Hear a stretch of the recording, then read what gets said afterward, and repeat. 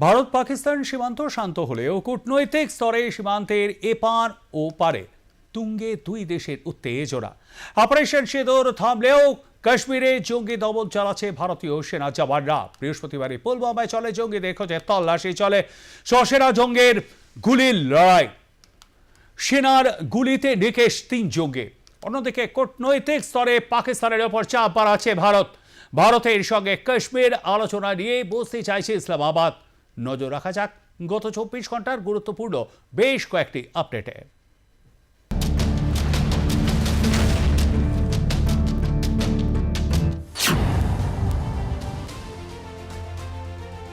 সোফিয়ানের পর অবন্তিপোরা, ফের কাশ্মীরে সেনা জঙ্গি গুলি লড়াই।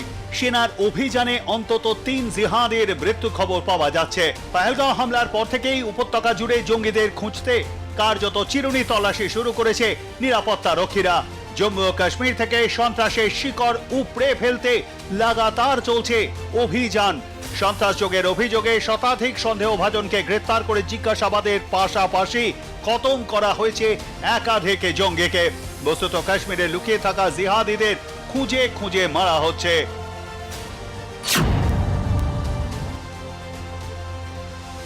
পহেলগাঁওয়ে জঙ্গি হানায় নাম জড়িয়েছে সন্ত্রাসী সংগঠন লস্কর-ই তৈয়বার ছায়া সংগঠন দ্য রেজিস্ট্যান্স ফ্রন্টের। এবার সেই টিআরএফ কে রাষ্ট্রসংঘের সন্ত্রাসী সংগঠনের তালিকায় জুড়তে তৎপর হলো ভারত। সংবাদ সংস্থা পিটিআই সূত্রে খবর, ইতিমধ্যেই রাষ্ট্রসংঘের সন্ত্রাস দমন দপ্তরের শীর্ষ কর্তাদের সঙ্গে দেখাও করেছে ভারতের প্রতিনিধি দল। তাদের দাবি, পহেলগাঁও কাণ্ডে জড়িত টিআরএফ কে অবিলম্বে রাষ্ট্রসংঘের সন্ত্রাসী সংগঠনের তালিকাভুক্ত করা হোক।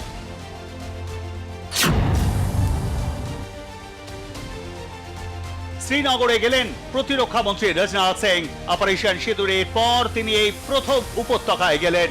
জম্মুর বায়ুসেনা ঘাঁটিতে যান তিনি, কথা বলেন বায়ুসেনা আধিকারিকদের সঙ্গে। প্রতিরক্ষা মন্ত্রীর সঙ্গে ছিলেন জম্মু কাশ্মীরের উপরাজ্যপাল মনোজ সিনহা।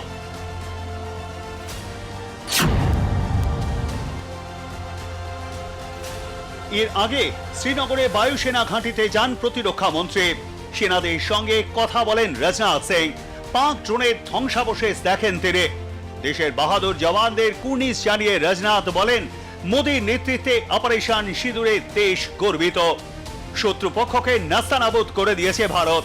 সীমান্তের ওপারে পাকিস্তানের চৌকি গুঁড়িয়ে দেওয়া হয়েছে। ওরা আমাদের মস্তকে মেরেছে আর আমরা ওদের বুকে মেরেছি।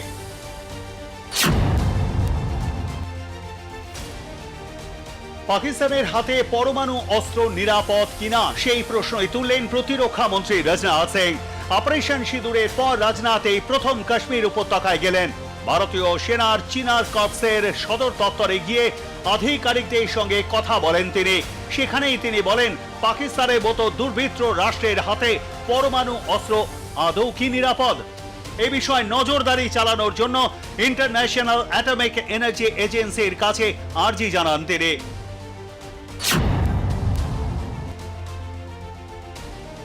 ভারত পাক সংঘাতে এখন তুঙ্গে উত্তেজনা।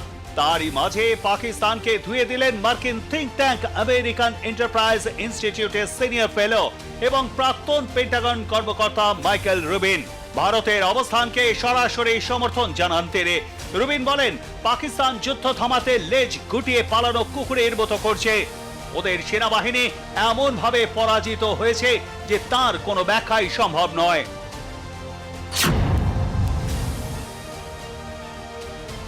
কাশ্মীর নিয়ে দুই দেশ বসে আলোচনা করুক। প্রধানমন্ত্রী নরেন্দ্র মোদীকে প্রস্তাব দিলেন পাকিস্তানের প্রধানমন্ত্রী শাহবাজ শরীফ। এমনটাই দাবি করল পাকিস্তানের সংবাদ মাধ্যম ডন। কাশ্মীর নিয়ে আলোচনায় এর আগে মধ্যস্থতার প্রস্তাব দিয়েছিলেন ডোনাল্ড ট্রাম্প। ভারত স্পষ্টই জানিয়ে দিয়েছিল, কাশ্মীরের বিষয় আলোচনায় তৃতীয় কোনো পক্ষের হস্তক্ষেপ মানা হবে না। এবার পাকিস্তানের প্রধানমন্ত্রী শাহবাজ ভারতকে আলোচনার প্রস্তাব দিলেন। পাশাপাশি সিন্ধু চুক্তি নিয়ে আলোচনারও প্রস্তাব দিয়েছেন তিনি।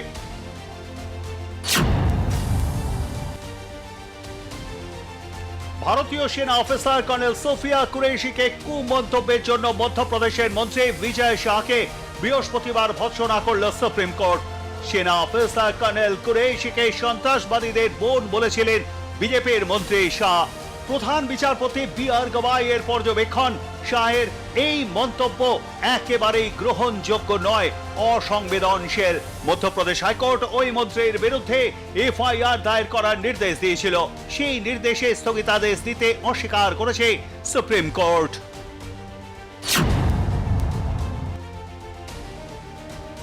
ভারতে পণ্য উৎপাদন না করার জন্য অ্যাপল কর্তা টিম কুককে প্রস্তাব দিয়েছেন মার্কিন প্রেসিডেন্ট ডোনাল্ড ট্রাম্প। বৃহস্পতিবার কাতারের রাজধানী দোহায় নিজেই একথা জানিয়েছেন ট্রাম্প। মার্কিন প্রেসিডেন্ট জানান, তিনি অ্যাপল কর্তাকে বলেছেন, আমি শুনছি আপনি ভারতে পণ্য উৎপাদন করছেন, আমি চাই না আপনি ভারতে পণ্য উৎপাদন করুন। তিনি এও জানান, ভারত থেকে নাকি নিঃশুল্ক বাণিজ্য চুক্তির প্রস্তাব পেয়েছিল আমেরিকা। যদিও ট্রাম্পের মন্তব্যের প্রেক্ষিতে ভারতের তরফে এখনো পর্যন্ত সরকারিভাবে কোনো প্রতিক্রিয়া মেলেনি। আমেরিকার বাজারে অন্য দেশের পণ্যের জন্য গত 2রা এপ্রিলে নতুন হারে আমদানি শুল্ক ঘোষণা করেছিলেন ট্রাম্প। ওই সময় মার্কিন বাজারে ভারতীয় পণ্যের ওপর 26% শুল্ক ঘোষণা করেছিলেন তিনি। যদিও এক সপ্তাহ যেতে না যেতেই চীন ছাড়া বাকি সব দেশের ওপর শুল্ক চাপানোর সিদ্ধান্ত 90 দিনের জন্য স্থগিত রাখেন তিনি। এই 90 দিনের মধ্যে ভারত এবং আমেরিকা উভয়ই চাইছে দ্বিপাক্ষিক বাণিজ্য চুক্তি চূড়ান্ত করে ফেলতে। এরই মধ্যে ট্রাম্পের মন্তব্য ঘিরে নতুন করে বিতর্ক দানা বাঁধতে শুরু করেছে।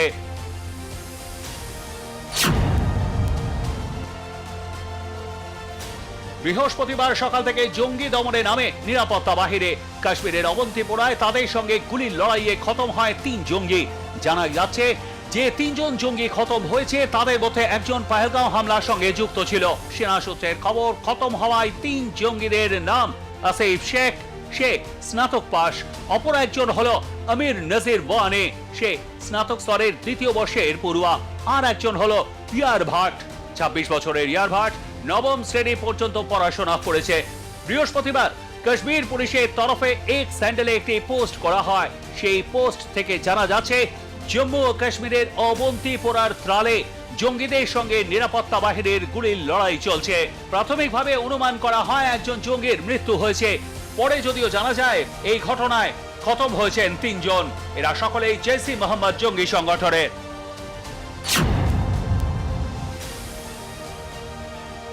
সর্বক্ষণ কালো কাপড়ে বাঁধা ছিল চোখ, টানা 5 দিন এক করতে দেওয়া হয়নি 2 চোখের পাতা।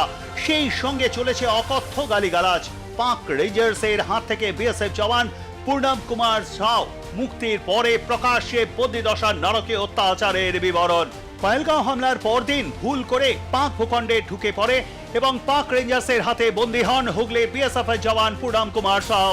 তারপর 22 দিনের রুদ্ধশ্বাস লড়াই, 2 দেশের দফায় দফায় বৈঠকের পর অবশেষে বুধবার সকালে পাক সেনার হাত থেকে মুক্তি পেয়েছেন পূর্ণম। তারপর নিয়ম মেনে হয়েছে শারীরিক পরীক্ষাও। দফায় দফায় বিএসএফ কর্তাদের জিজ্ঞাসাবাদের মুখোমুখি হতে হয়েছে তাকে। সেখানে উঠে এসেছে চাঞ্চল্যকর তথ্য। বিএসএফ সূত্রে জানা যাচ্ছে, আটক করার পর থেকেই অধিকাংশ সময় চোখ বেঁধে রাখা হয়েছিল পূর্ণমের। মোট 3টি জায়গায় নিয়ে যাওয়া হয়েছিল তাকে, তার মধ্যে ছিল এয়ারবেসও। এয়ারক্রাফটের শব্দ শুনে পূর্ণমের এমনটাই অনুমান, রাখা হয়েছিল গারদেও।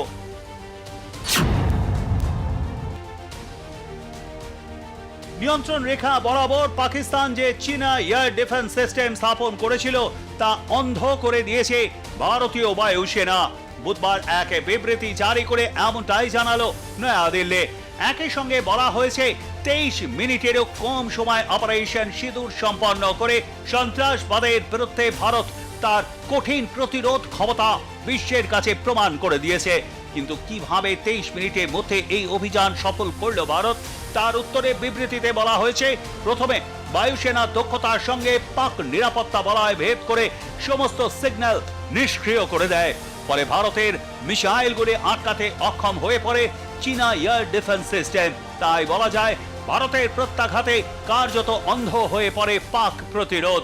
মাত্র 23 মিনিটের মধ্যেই সফল হয় অপারেশন সিন্দুর।